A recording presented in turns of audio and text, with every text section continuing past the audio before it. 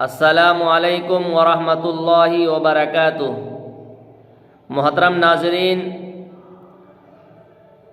حمل ٹھہرنے کے متعلق قرآنی وظیفہ لے کر آج آپ کی خدمت میں حاضر ہوا ہوں۔ بعض عورتوں کی یہ شکایت ہوتی ہے کہ حمل 2 مہینے کے ٹھہرتے ہیں، 2 مہینے کے بعد ساقط ہو جاتا ہے، گر جاتا ہے۔ کسی کی تکلیف ہوتی ہے کہ 2.5-3 مہینے میں حمل گر جاتا ہے۔ تو ہم کو کیا کرنا چاہیے جس کی وجہ سے حمل نہ گرے، حمل ساقط نہ ہو، حمل باقی رہے؟ تو بعض لوگ یہ فرمائش کرتے ہیں کہ ہمیں کچھ قرآنی وظیفہ بتائے تاکہ ہم ایسی حالت میں دوے کے ساتھ ساتھ وظیفہ بھی پڑھیں اور اللہ سے دعا بھی کریں۔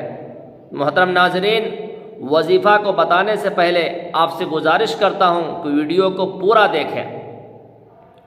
دوسری بات، آپ ہمارے اس چینل کو سبسکرائب کریں اور لوگوں میں خوب شیئر کریں تاکہ ہمیں اسی طرح سے اور ویڈیوز بنانے میں حوصلہ افزائی ہو سکے۔ تو محترم ناظرین، سب سے پہلے چیز، آپ کو اگر حمل ٹھہرا ہے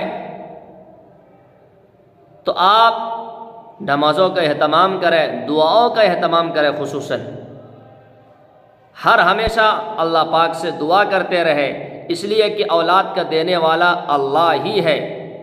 یہب لمن یشاء اناثا ویہب لمن یشاء الذکور،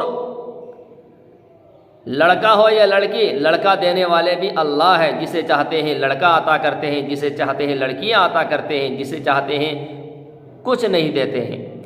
تو اولاد کا دینے والا اللہ ہے، تو ہم ہر حالت میں اللہ ہی سے مانگیں۔ حمل ٹھہرنے کے بعد دعاؤں کا اہتمام کریں، اللہ سے مدد چاہتے رہے، اللہ سے اولاد کو مانگتے رہے، اور اس کے ساتھ ساتھ جس کا حمل گر جاتا ہو ہر ہمیشہ وہ پابندی کے ساتھ قرآن پاک کی اس آیت کو پڑھے، یہ وظیفہ پڑھتے رہے۔ یہ بزرگوں کا اور علماء کا بتایا ہوا کامیاب وظیفہ ہے۔ وظیفہ یہ ہے، قرآن پاک کی آیت ہے، بسم اللہ الرحمن الرحیم، ان اللہ یمسک السماوات والارض ان تزولا ولئن زالتا ان امسکہما من احد من بعدہ انہ کان حلیما غفورا۔ ان اللہ یمسک السماوات والارض ان تزولا وَلَئِن زَالَتَا إِنْ أَمْسَكَهُمَا مِنْ أَحَدٍ مِّن بَعْدِهِ إِنَّهُ كَانَ حَلِيمًا غَفُورًا۔ اسکرین پر بھی آ رہا ہے، یہاں پر بھی آپ دیکھ کر لکھ سکتے ہیں، لکھ کر جو ہے نا اس وظیفے کو عملی زندگی میں لا سکتے ہیں، ہر ہمیشہ اس کو پڑھ سکتے ہیں۔